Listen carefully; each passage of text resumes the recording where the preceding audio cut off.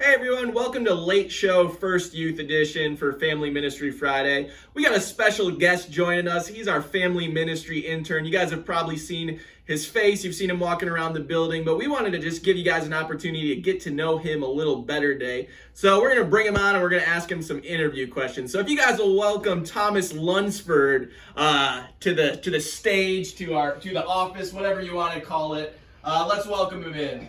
Thank you, thank you, thank you, thank you, thank you. Awesome. Well, thank you for joining us, Thomas. It's so good to see you. It's great to see you too. Very smart to bring that. But thanks for joining us. We're keeping that 6 feet apart, but it's just good. It's good to see you. It's been a while. So how you been? How you been? I've been pretty good. My day-to-day routine hasn't changed too much other than the online classes. I've stuck inside a little bit more, obviously, but I've been playing a lot more computer games. Nice. Honing in on those skills. So yeah, things have changed quite a bit, especially here at First Youth, and we've missed you all so much. And we've started a few new things, but we just wanted to let you know a couple other things we got coming up on the schedule. So what me and Thomas are going to do is we're going to try to start doing this kind of late night, kind of First Youth Edition a little more often on Thursday nights. So we're going to release a video, but it's going to be us just doing kind of some stupid stuff. I'm super excited for it. What are your thoughts about it? I'm so excited to embarrass myself for you guys. Yeah. So what we're going to start out with next week is we had planned this a few weeks ago, but our Spill Your Guts, Fill Your Guts challenge. And so what we're asking for you is to send in some ideas of questions that we're going to have to answer or foods to eat. I got some awesome suggestions already. I know that most of the people have been targeting Thomas. I don't think they know what I don't like. But we've got mashed potatoes. Disgusting. That's something. And then there was bananas dipped in mayo was another suggestion for him to eat. And the thing about Thomas is you hate both of those things, right? Don't eat either one of them. They're horrible. Mushy, gross tasting. Oh. So pretty much he said whatever question it is, if I give him the bananas dipped in mayo, he's going to answer that question. So keep sending those in. It's going to be a lot of fun. I'm looking forward to it. I haven't had any personally bad suggestions for me yet, so it's looking good for me, but it's looking a little rough for me.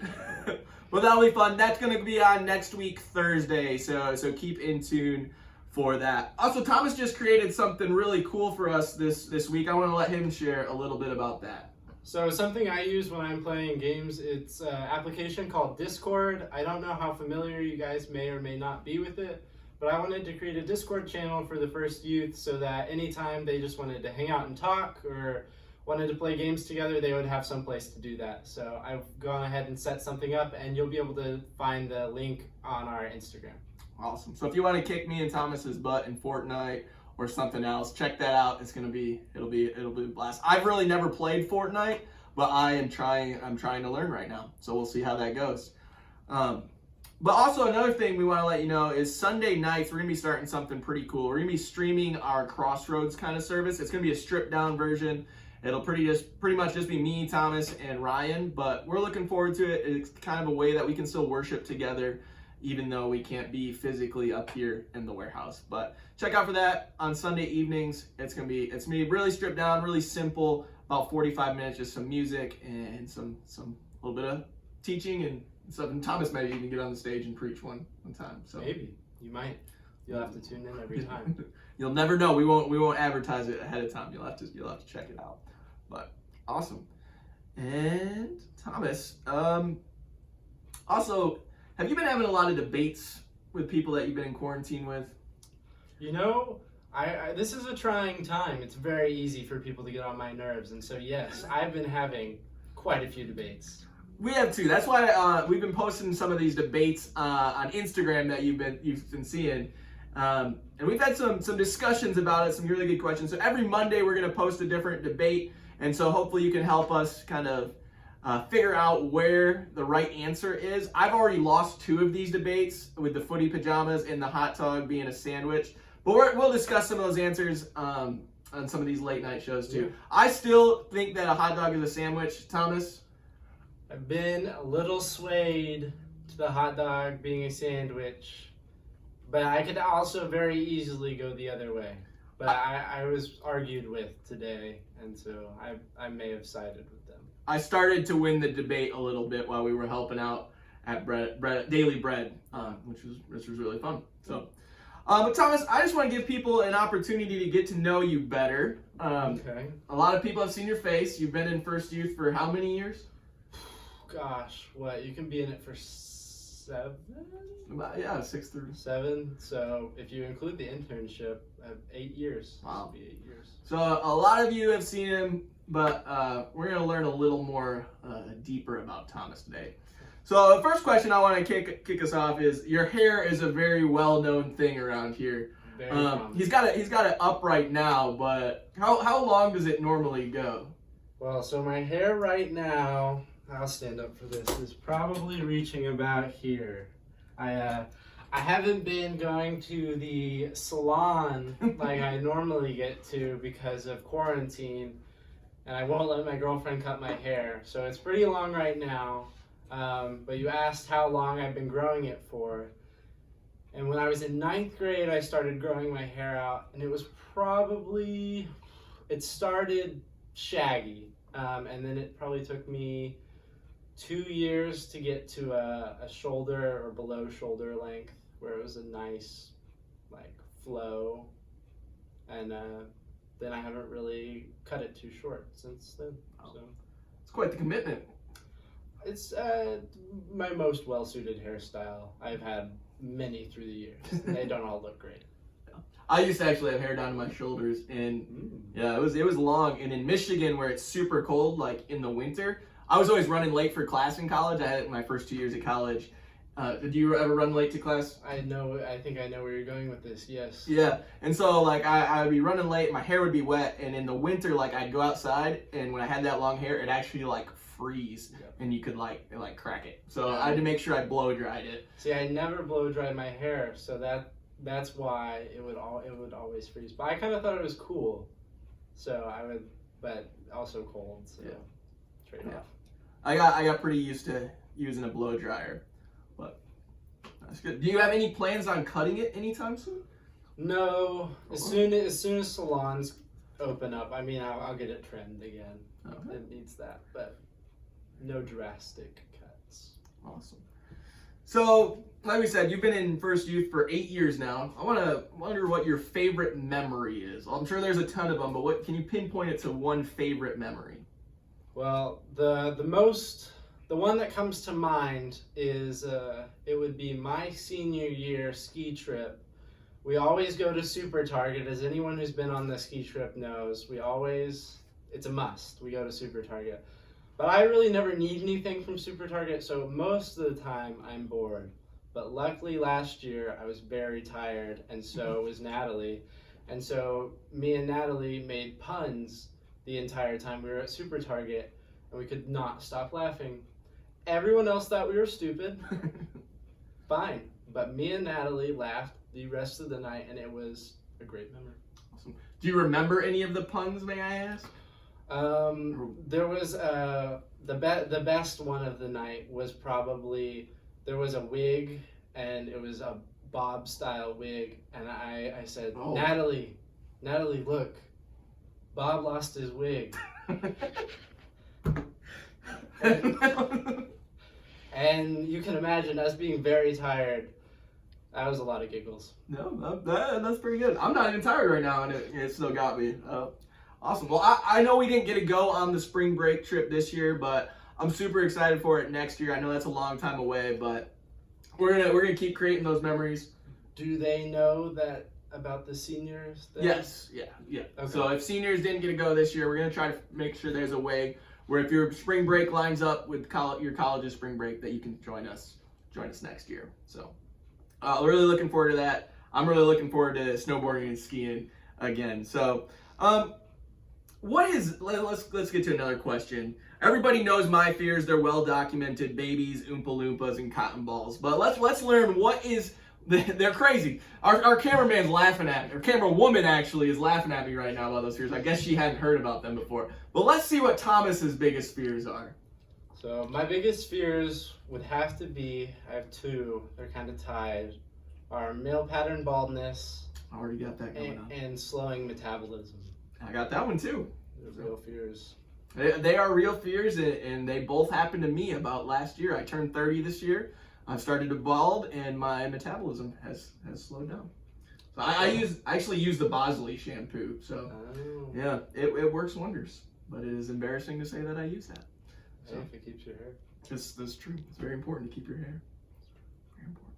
So those are two good fears. A little more reasonable than mine, and definitely realistic. So what is some advice that you might have for current youth? I know these are really difficult times that we're kind of facing, a lot of different and weird stuff. So what's some maybe advice for both times now, but also going forward into the future at youth that you've learned through your 7 years being here, 8 years? Well, one of the things that I really learned towards the end of my youth career, I wasn't very good about it most of my youth career, but inviting my friends, it might sound kind of cliche, but it took a lot of people, a lot of older people telling me, hey, you need to invite your friends, for me to finally break out of my comfort zone and actually invite people to come to church. And then as I did it more and more, even though not everyone said yes, but honestly the people saying no kind of made me more comfortable to ask more people. And then once I found someone that would come, I kind of tried to stay with it, with that person, and tried to get them to keep coming. But so that would probably be my piece of advice, is just to not be too worried about what people think and actually invite people to come to church. It's really cool. That's kind of our calling as followers of Christ, to kind of spread that message and spread the love of Jesus to more and more people. So I think it's really cool. That's great advice. Kind of another thing, well, on the tail end of that, it's not really a fair question to ask you on a video that a bunch of people can see, but what is your most embarrassing moment? There's a lot of them, I guess. Yeah, a lot to choose from. But probably, again, the one that most jumps out at me, I went to Burness Young Elementary for kindergarten. And in kindergarten, I don't know why, but they decided that each of the rooms would have a bathroom, which itself is not bad, but it's just a single stall bathroom. And so when it's bathroom time, it's one at a time. But when I have to pee, I see where it's going. and I have to wait in line, it doesn't go well together. So one day I got towards the back of the line, which was unfortunate because I really needed to pee. And no one would let me cut them. And I couldn't wait anymore. I peed my pants. That was pretty embarrassing. But got to go to the nurse, get some new sweatpants. I got to go home. Yeah, there's a silver lining. Who's the winner? Silver lining to that, yeah. So if you ever need to go home early, pee your pants. That's the lesson. I don't know if that's the best advice you could be given. But, I mean, I think we're all at home right now from school, right? When you go back to school. When you go back to school, you got something new to try. We'll see if let us know if it works or not for you. Last question, then I want to talk a little bit about this quarantine and social distancing that we're in. But last question is, what's the most enjoyable or the thing that has kind of fed you or the most that being the youth intern over these last couple of months? You've been fantastic. It's been such a blessing to have you on staff. So when I was in youth, there were things that I just kind of wanted to see happen, and so it's kind of nice to be in the behind the scenes and put my input in on what I think should be happening and get to see things tweak in certain ways, and then get to hear students' responses, hopefully positively, to those tweaks that I've gotten to help do. But just to kind of be a part of everything that's gone out. I really like to be a part of all the behind the scenes stuff, and help make all of our things more fun for the youth. Awesome. And I think you've done a phenomenal job at helping us just kind of create a welcoming, fun, exciting atmosphere and a great place to be. Hope so. And I really appreciate all you've done. I hear a lot of great feedback and advice. guys. So, but let's talk a little bit about this quarantine. And we're all kind of facing new things, and it's challenging and it's weird. But there's some things that we've learned from it, and some positives, a lot of negatives too. But I kind of want to know, like, this was your first year of college, and then all of a sudden, I know Arkansas closing was one of the first things that happened when we started to go through this. Like, they were pretty on the proactive end. But what was kind of running through your mind when all this stuff first kind of started going on?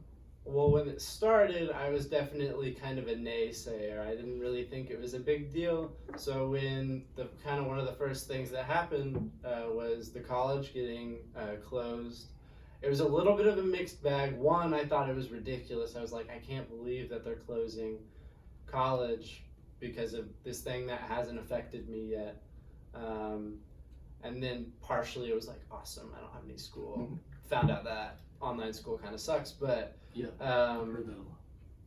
so it was a little bit of a mixed thing, but I thought it was ridiculous either way, even if I was excited for it. But then it turns out that it was really a good thing, and I'm glad that they were so proactive about it. Yeah, I definitely think it's a challenging and tough thing, but taking the right measures is definitely important. And glad that people are being proactive around the state and keeping the curve down and keeping the cases low. But how are online classes going, would you say? I imagine that I'm having a similar experience to most people. I am a procrastinator through and through, so it has really enabled me to be a procrastinator in the most negative of ways. My classes are still going well, thank goodness, but I have definitely been like, oh, that's due today, better do that. So it's enabled my procrastinating, which is not a good thing, kind of a habit I'm trying to break. This weekend I'm going to catch up on everything that I let pile up. Awesome. Well, good luck this weekend then. Thank you. I'll be thinking about you. I won't text you, I won't bother you. I'll let you just get caught up on that. But yeah, I think online classes, I've heard from so many people that just, in your mind you think it's gonna be really cool, but then in reality, like, it's tough. And like, I think never more and more people being like, oh, I wish I want to be in school, like with your friends and everything. Yeah, I wasn't made for online classes. People who do it, I'm impressed. Jen Ryerson doing online classes, killing it. I don't know how you do it. I'm impressed. Yeah, sure. I think we all can't wait till all of you guys can be back in school again and back with your friends and back in the normal classroom. Yeah, and maybe we'll have a greater appreciation for it. Never something I thought I would be excited for. Yes. But on the kind of end of that, what is one thing that seems like one thing you've learned, but what are some things that, or maybe one big thing that you've learned or taken away during this quarantine? Really, it's the not taking things for granted.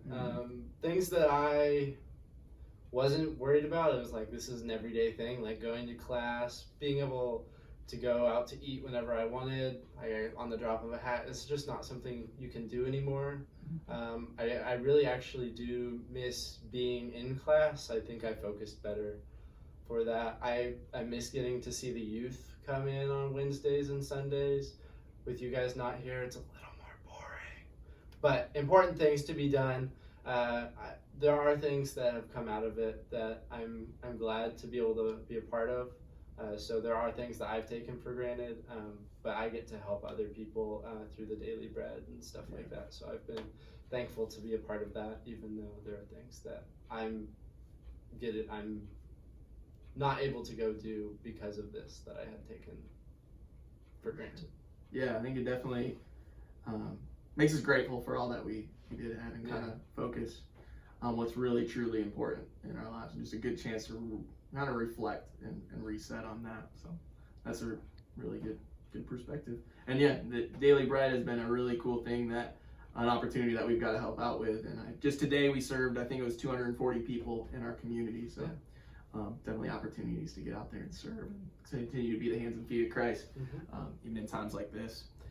Obviously, we all hope this is over really quickly, and we can get back to being back normal. We don't know when that's going to be happening. Hopefully it's sooner than later. But what are you most looking forward to when we can kind of finally get back to what was our normal and probably will never actually be our normal again? Well, I'm expanding it to two things. That's fair. My first one will be to actually get to go to class. I really liked getting to walk around campus and go to my classes. Again, something I never thought I'd be saying. But that's one thing that I'm actually excited for again. And then the second is actually seeing the youth. Awesome. But I kind of already talked about it, but those are really the two big things that they actually really changed in my life that I didn't really know I'd be missing. Yeah, so. For sure. Yeah, we can't wait to see you all again. We're really missing you.